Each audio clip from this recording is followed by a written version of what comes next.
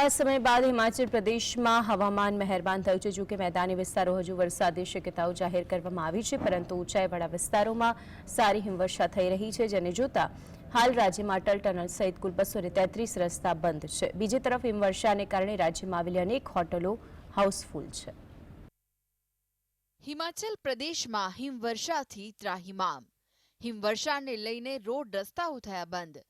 Atal tunnel બંધ થતા traffic જામની સમસ્યા। ઉત્તર ભારતમાં છેલ્લા 3 દિવસથી હિમવર્ષાએ તાંડવ મચાવ્યો છે। જમ્મુ કાશ્મીર સહિત હિમાચલ પ્રદેશમાં હિમવર્ષાને લઈને અનેક વિસ્તારોમાં બરફની સફેદ ચાદર છવાઈ છે। સોમવાર બાદ મંગળવારે પણ શિમલાના નારકંડા અને મનાલીના અટલ ટનલ સહિતના ઊંચાઈવાળા વિસ્તારોમાં હિમવર્ષા ચાલુ રહી હતી। મંગળવારે રાત્રે પણ અટલ ટનલ પાસે બરફ પડ્યો હતો, જેને લઈને અટલ ટનલને પ્રવાસીઓ માટે બંધ કરી દેવામાં આવી હતી। અટલ ટનલ પાસે ફસાયેલા લગભગ 500 વાહનોમાં હાજર પ્રવાસીઓને સોમવારે મોડી રાત સુધીમાં સુરક્ષિત રીતે બચાવી લેવામાં આવ્યા હતા। હાલમાં આગળ વધુ હિમવર્ષા થઈ રહી છે, જેને જોતા પ્રશાસને પ્રવાસીઓની અવરજવર માત્ર મનાલીના સોલાંગ સુધી મર્યાદિત કરવામાં આવી છે। बर्फबारी जो है वो शिमला में हुई है और हालांकि इतनी ज़्यादा बर्फबारी नहीं है, लेकिन फिर भी लोगों को लिए ये बहुत खुशी की खबर है, बागवानों के लिए विशेष तौर से। तो यहाँ तक संपर्क मार्गों का और मुख्य मार्गों का प्रश्न है, तो जो राजधानी को जो मार्ग जोड़ते हैं वो अन्य राज्यों से वो तो खुले हैं। शिमला से ऊपरी शिमला की तरफ जाने वाले मार्ग को कल लगभग खोल दिया गया था, लेकिन उसमें क्योंकि आपको मालूम है कि टेम्परेचर बहुत डाउन है और सड़कों पर फिसलन बहुत ज़्यादा है, तो इसलिए जो अर्ली मॉर्निंग आवर्स में और लेट इवनिंग आवर्स में लोगों को ऐसे मार्गों पर न जाने की सलाह दी गई है। और जहाँ पर भी बाइफर्केशन है वहाँ पर पुलिस द्वारा जो है वो पर्यटक और स्थानीय लोगों का मार्गदर्शन भी किया जा रहा है। तो ठंड है, अभी हम सुबह मॉर्निंग में कुछ लोगों से बातचीत करने के लिए भी वैसे थोड़ा निकले थे, तो ऐसे में देखने में आ रहा है कि ठंड है और सड़कों पर फिसलन है, तो सावधानी से चलने की आवश्यकता है। પહાડી વિસ્તારોમાં છવાઈ સફેદ ચાદર।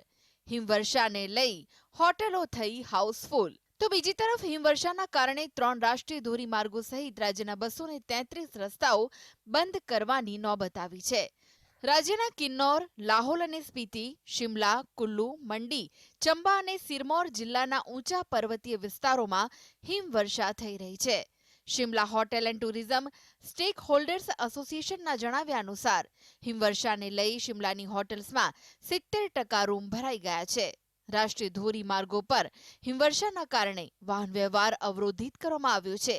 જોવા જઈએ તો હાલ સમગ્ર રાજ્યમાં કુલ 233 માર્ગો પર વાહન વ્યવહાર થંભી ગયો છે। તો હવામાન વિભાગે હિમાચલ પ્રદેશના કેટલાક ભાગોમાં અને ખાસ કરીને શિમલાના કેટલાક સ્થળોએ શુક્રવાર સાંજથી રવિવાર બપોર સુધી વરસાદ અને હિમવર્ષાની આગાહી કરી છે। ये अभी शुरुआत है, जो ये स्नोफॉल हुई है शुरुआत है। अभी आगे 2-3 दिन और प्रेडिक्शन है कि बारिश और बर्फ पड़ सकती है। तो एक ड्राई स्पेल लंबा चला। पिछली बार आपने देखा होगा नवंबर के मंथ में ही बहुत अच्छी स्नोफॉल हो गई थी। इस बार थोड़ी डिलेड हुई, थोड़ी थोड़ी स्नोफॉल होती रही बट वो रही नहीं। तो अब जो ये स्पेल पड़ा है जिसमें एक अच्छी स्नोफॉल कल रात को हुई है और आगे भी 2-3 दिन we are expecting good snowfall. तो मुझे उम्मीद है कि न्यू ईयर के अराउंड हमारी जो हायर रीचेस है वहां पे हर जगह अच्छी फीट्स में बर्फ रहेगी और जो हमारे टूरिस्ट होंगे उनके लिए अच्छा रहेगा। ये हमारे नेचुरल रिसोर्सेज के लिए भी अच्छा है, क्योंकि स्नोफॉल से एक वाटर एक्यूमुलेशन हो जाता है जो कि आपके आने वाले मौसम में एक वाटर रिचार्ज और एक वाटर का सोर्स बनता है। અહેવાલો અનુસાર હિમવર્ષાના કારણે છેલ્લા 24 કલાકમાં અકસ્માતોમાં 4 લોકોના મોત થયા છે અને કેટલીક જગ્યાએ વાહન સ્લીપ થવાના કારણે ઘણા લોકો ઘાયલ પણ થયા છે। પ્રશાસને હજુ સુધી મૃતકો વિશે કોઈ માહિતી આપી નથી। સ્ટેટ ઇમરજન્સી ઓપરેશન સેન્ટરે જણાવ્યું કે શિમલામાં સૌથી વધુ 145 રસ્તાઓ બંધ છે, ત્યારબાદ કુલ્લુમાં 25 અને મંડીમાં 20 રસ્તાઓ બંધ છે। તેમાં કહેવામાં આવ્યું છે કે હિમવર્ષાના કારણે 356 ટ્રાન્સફોર્મરને બંધ કરવામાં આવ્યું છે, જેના કારણે ઘણા વિસ્તારોમાં વીજ પુરવઠો પણ ખોરવાઈ ગયો છે। તો બીજી તરફ પ્રશાસને હાલ લોકોને બરફમાં વાહન ન ચલાવવાની સલાહ આપી છે। તો બીજી તરફ ઉત્તર ભારતમાં સતત પડી રહેલા બરફના કારણે પ્રવાસીઓનો ધસારો પણ જોવા મળી રહ્યો છે, જેને લઈને હાલ રસ્તાઓ પરથી બરફ હટાવવા માટે 2 સ્નો બ્લોઅર સહિત કુલ 268 મશીનોનો ઉપયોગ કરવામાં આવી રહ્યો છે. Bureau report, GSTV.